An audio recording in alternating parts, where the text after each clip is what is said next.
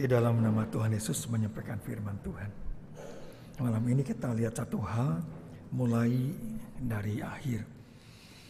Kita membuka Yohanes pasal 16. Yohanes 16 ayat yang ke-13.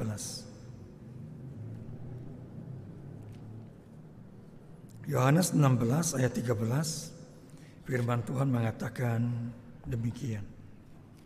Ayat yang ke-13.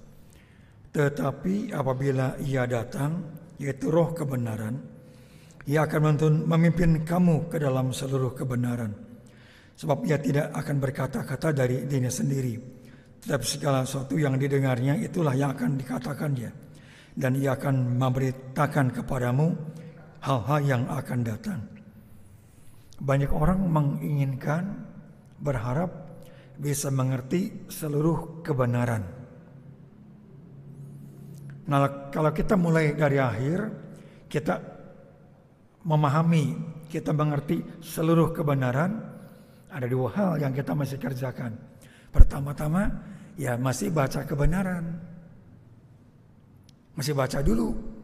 Kalau nggak baca, bagaimana akan mengerti kebenaran? Kita ke kanan sedikit, Yohanes 17:17. Mumpung hanya beda sepasal, Yohanes 17:17. Firman Tuhan berkata demikian. Yohanes 17 ayat 17. Kuduskanlah mereka dalam kebenaran. Firman-Mu adalah kebenaran.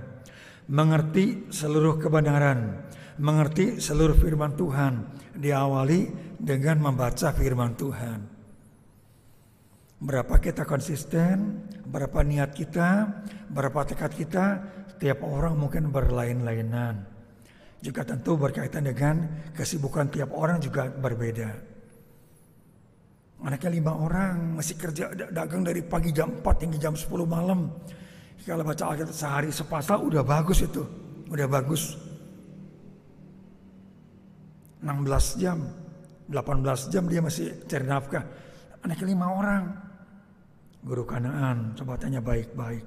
Yang standar ya, jangan di bawah, yang di atas. Berapa anak SD Kanaan bayaran setiap bulan? SMA berapa? SMA berapa? 5 anak kira-kira berapa? Ya kan? Nah 500, 5 orang 2,5 juta. Itu pukul rata. Ada yang lebih dari 500 per bulan. 5 anak. Belum jajannya lagi. Belum ini itu lagi. Jadi kalau jam 4 dia keluar cari nafkah, jam 10 malam baru selesai, mau tidur baca Alkitab sepasal, itu udah bagus. Puji Tuhan, itu luar biasa. Nah kita yang longgar waktunya, mari kita pakai waktu yang Allah berikan kepada kita. Mau kita diberi waktu. Saya ya sekarang udah pensiun, saya banyak waktu.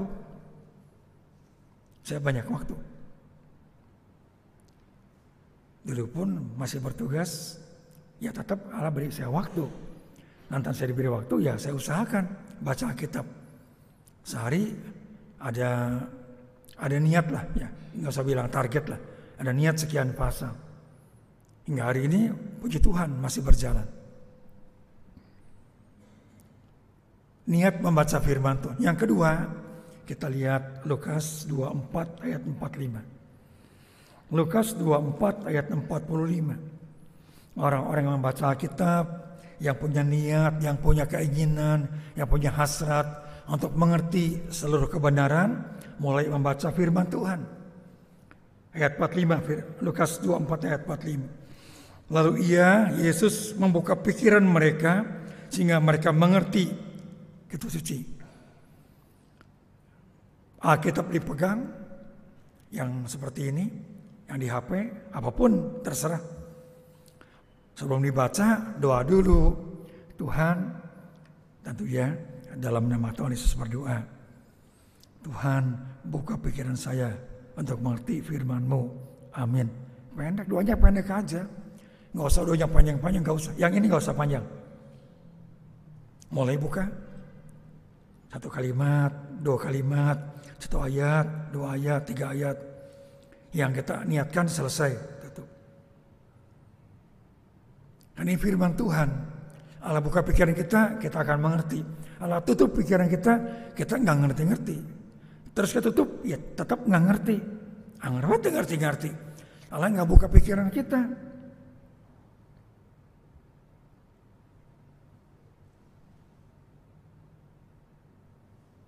Ada teman-teman kita, saudara seiman kita dari berbagai denominasi, yang STH banyak, yang MTH banyak, yang dokter pun banyak, Saya sekolah ngambil hukum, itu orang tua saya yang bantu, yang kasih biaya. Ya, gereja ada rencana bikin STT Kanaan. Jadi panitia ditawari, mau nggak belajar lagi? Ada 4 orang yang ditawari. Pak Daud, Bapak Nathan Jurnawan, Pendeta Budianto Cucu, dengan saya. Yang 2 terima tawaran dari MP. Pak Nathan Jurnawan dengan saya. Pak Daud mengatakan, beliau waktu itu pegang Departemen Pendidikan. Aduh udah sibuk, ini aja udah sibuk, mana mungkin belajar lagi. Pendeta Budi bilang, sama aja lah, udah aja baca Alkitab juga ngerti sama, nggak usah kuliah lagi dah. Nah saya bersyukur lah, saya terima, saya maju, selesai tuh STH-nya yang di Lipo Karawaci. Kata MP ini nggak cukup, ambil S2-nya. Ya saya ambil S2-nya di Pontianak. Itu dari Tuhan Yesus. Dari Bapak saya Rahmat Gojali 1. Dari Bapak Sorgawi 2 di wisudanya. Itu berkat Tuhan. Kembali ke sini kepada Alkitab. Ngerti nggak? Teman-teman yang MTH, doktor teologi, kenapa nggak ngerti baptisan diislamkan? Kau tetap percik, ya kan? Belum lama kan Paus datang ke Indonesia, ya? Kita nyambut dengan gembira ya. Ke Papua Nugini, ke Timor Leste, ke Singapura. Itu orang Katolik banyak orang-orang hebat, banyak orang-orang pintar. Baptis itu bahasa Yunani kan, diselamkan, ditenggelamkan, dimandikan, dicelupkan. Yang terakhir pulang ke rumah teh celup, ya kan? Tuh teh celup kan, dicelupkan, dibenamkan, dimandikan, ditenggelamkan. Itu arti kata baptis. Kok nggak paham? Itu Allah nggak buka pikirannya. Sama aja lah, di percik juga sama, selam juga, yang penting pakai air. Kalau pakai pasir nggak boleh. Ini itu simpel, itu bukan yang sangat sulit, bukan kita payu yang mesti repot ya. Itu tidak sukar. Tapi kalau Tuhan menutup pikiran mereka, tetap nggak paham. Pahamnya berbeda, sama aja lah. Yang penting pakai air. Ya kita nggak usah bilang salah nggak salah. Ada orang tanya kepada saya, orang di Sunter, laki-laki, ibunya di Abalov, dia pun di Abalov. Dia jatuh, Imleknya besok, sebelum Imlek dia bersih-bersih rumah, jatuh dari tangga, patah kakinya. Orang dia bilang, Pak Dede, ada waktu tuh tolong besok menantunya dia kenusuk. Saya ke sana. Jadi Sunter seminggu 3 hari, saya tiap hari ke sana. Kecuali saya ke Bekasi seminggu ya nggak bisa dong. Tiap hari ke sana. Kata isinya, nah Pak Dede mungkin sekarang udah boleh ngomong firman Tuhan. Isi anggota kita, anak dia kenusuk. Firmannya orang Abalov. Iya saudara seiman. Dia saudara saya, seiman kan. Sebagai dia bukan musuh saya. Bolak-balik ngomong, dia tanya, Pak Pendeta saya mau nanya, baptis seperti salah enggak? Saya bilang enggak salah. Kalau gitu boleh ya? Saya bisa enggak juga bilang benar. Kok gitu sih jawabannya? Alkitab tidak pernah singgung baptis percik. Jadi banding gambar saya nggak tahu. Jadi ini betul nggak? Saya bilang itu nggak salah. Karena Alkitab nggak mengatakan baptis percik salah. Di Alkitab nggak ada tuh. Saya nggak menambah Alkitab. Tapi saya juga berkata kepada dia, baptis percik benar. Kenapa? Alkitab juga nggak bilang ada di Alkitab benar tuh baptis percik, nggak ada. Kamu doalah, tanya sama Tuhan. Ikuti yang Tuhan katakan kepada kamu. Lewat sekian bulan daftar di baptis di Sunter. Bapak Ibu, baca ada niat untuk mengerti, minta Allah membuka pikiran kita. Bukan lantaran kita pintar, bukan. Ada yang tolong kepada kita, ada yang bantu kepada kita. Di lingkup Universitas Indonesia belum ada doktor teologi, belum ada. Belum ada. Paling tinggi S2. Yang S3 itu nggak ada. Kok kita ngerti? Allah yang bantu kita ngerti. Bukan kita hebat, bukan. Kita orang biasa. Yang kedua, mulai dari akhir. Yohanes 16 ayat 21. Yohanes 16 ayat 21. Firman Tuhan berkata demikian. Ayat 21. Seorang perempuan berduka cita pada saat ia melahirkan. Tetapi sesudah ia melahirkan anaknya, ia tidak ingat lagi akan penderitaannya, karena kegembiraan bahwa seorang manusia telah dilahirkan ke dunia. Anaknya lahir, udah lupa tuh deritanya. Atau belum lahir, waduh kok begini ya, kok begitu ya. Kita mundur ke depan sekali, Kejadian 25. Kejadian 25, 21, 22. Kejadian 25, 21, 22. Kitab Kejadian pasal 25 ayat 21 dan 22. Firman Tuhan berkata demikian, ayat 21. Berdoalah Ishak kepada Yahweh untuk istrinya, sebab istrinya itu mandul. Yahweh mengabulkan doanya, sehingga Ribka istrinya itu mengandung. Dua-dua, perhatikan, ini yang menarik dua-dua. Tetapi anak-anaknya bertolak-tolakan di dalam rahimnya. Dan ia Ribka berkata, jika demikian halnya, mengapa aku hidup? Dan ia Ribka pergi meminta petunjuk kepada Yahweh. Bapak Ibu, orang menikah itu hal yang biasa. Yang berbeda adalah setelah menikah ada yang cepat punya anak, yang agak lambat punya anak. Ishak menikah usia 40 tahun. Dia punya anak usia 60 tahun. Dia berdoa kepada Allah Yahweh. Kira-kira 20 tahun. Satu jangka waktu yang bukan pendek. 22 tahun agak pendek ya. Menikah tahun 2024, punya anak 2027. Itu nggak begitu lama lah. Tapi 20 tahun. Ketemu lagi temennya, reuni MY kan. Reuni apa? Udah punya anak belum? Belum. Kapan dia menikah? Tahun 2007. 13 tahun kan bukan anak. Aku mah tuh candi bere ke Tuhan. Benar tuh 2007? Betul.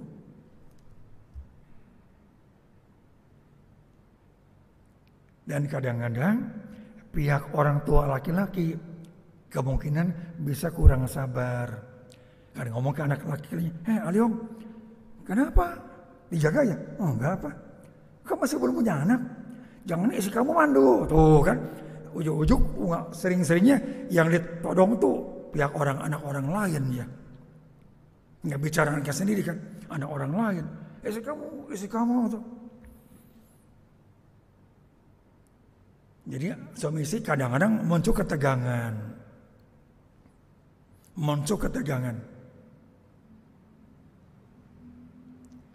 Hamil.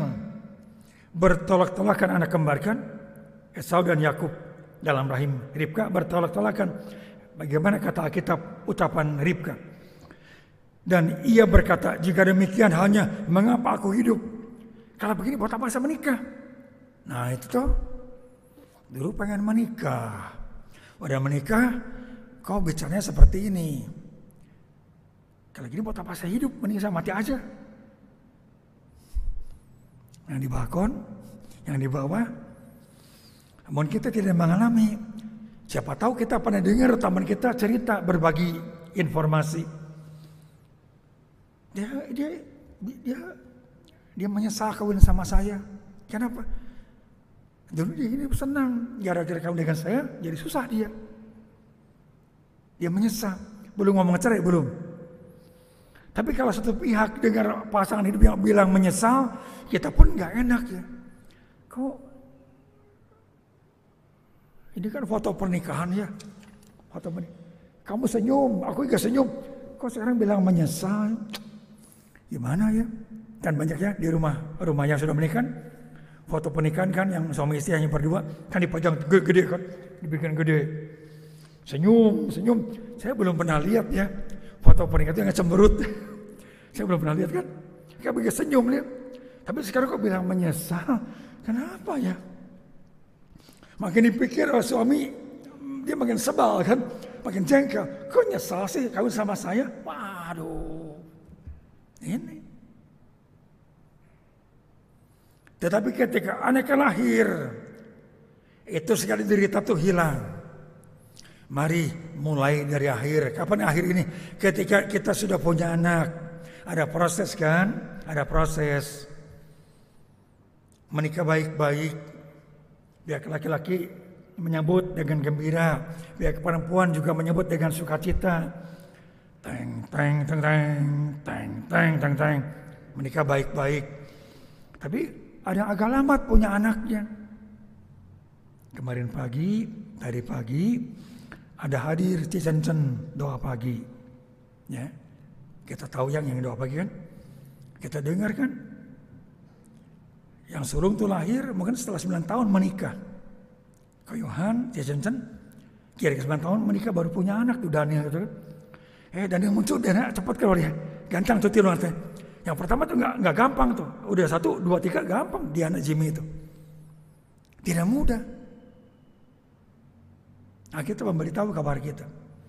Mari mulai dari akhir. Ada proses kita jalani. Tentu yang tidak mudah, kalau diatasi bersama-sama jadi lebih mudah. Suami, istri bersama-sama mengatasi kesulitan, jadi lebih mudah. Tekun doa makin mudah, iman teguh makin mudah, karena kita ada Allah. Tapi kalau suami, istri ada masalah, saling menyalahkan. Kamu sih, enggak kamu sih. Wah, kan jadi susah. Masalah makin besar, makin berat bebannya. Akhirnya kan kadang-kadang enggak happy ending ya.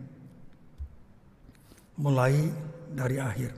Yang ketiga, Yohanes 16. Yohanes 16 ayat 24. Firman Tuhan berkata demikian. Yohanes 16 ayat 24. Sampai sekarang kamu belum meminta satu pun di dalam namaku. Titik. Perhatikan kalimat ini. Mintalah, maka kamu akan menerima. Supaya penuhlah sukacitamu. Kita mulai dari akhir. Kita ingin, kita kepengen. Hidup kita penuh dengan sukacita. Kata Tuhan Yesus, mintalah kepadaku. Yo, berdoa. Rumahku rumah doa. Jemaat harap tenang. Biasakan berdoa. Yo, yang datang ke aula lebih awal. Mata ditutup berdoa kepada Allah. Tenang udah bagus ya. Nggak ngobrol tuh, puji Tuhan. Tapi ini kan rumah doa, kenapa? Kan kita pengen penuh sukacita kan? Kata kita, mintalah kepada Allah. Yuk doa. Jangan duduk, mata dibuka. Kenapa? Apa kita kalau ke rumah Tuhan, ke gereja, nggak bahagia kalau kita bicara dengan Allah? Apa kita tuh merasa keberatan kalau datang ke gereja, kita tuh ngobrol sama Allah, kita merasa sebel ngomong sama Tuhan mah. Tentu jadi piambekeun. Apa begitu? Saya doa di sini di depan kalau khotbah. Tetap ada jemaat yang ngomong juga. Nggak laki nggak perempuan. Saya nggak ngerti-ngerti. Ini kan rumah doa ya, kenapa pada dipakai ngobrol? Kalau pengen ngobrol di luar kan ya, silakan. Di pinggir tuh koridor, silakan. Di belakang ada pastori, boleh ngobrol. Ada ngopi gak bisa, ngobrol bagi ngopi, ngeteh ya, gratis deh di rumah ya.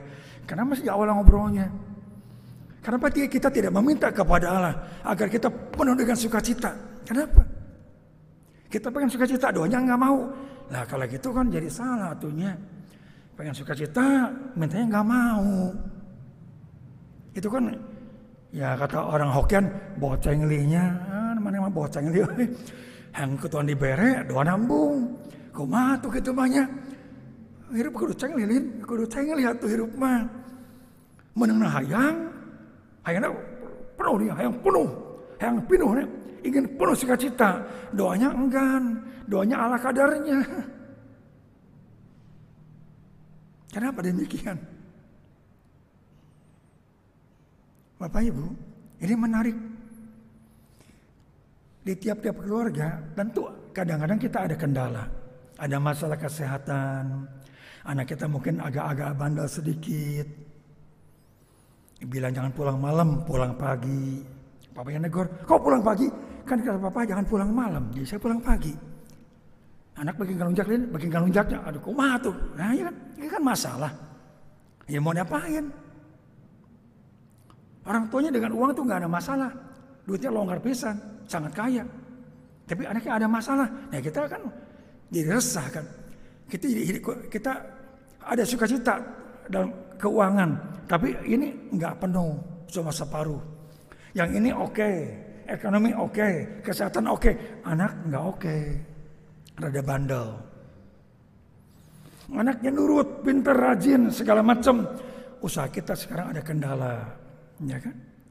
Usahanya lancar, anak beres, kita kurang sehat. Itu kehidupan kita. Kalau gitu, ayo kita minta kepada Allah. Ini yang ngomong Tuhan Yesus, masih bener lah. Kita percaya. Saya ulangi sekali ya, ayat 24. Sampai sekarang kamu belum meminta satupun dalam namaku. Mintalah, maka kamu akan menerima sepenuhnya sukacitamu. Allah berjanji memberikan kepada kita penuh dengan sukacita. Pujian 436. Kita berdiri.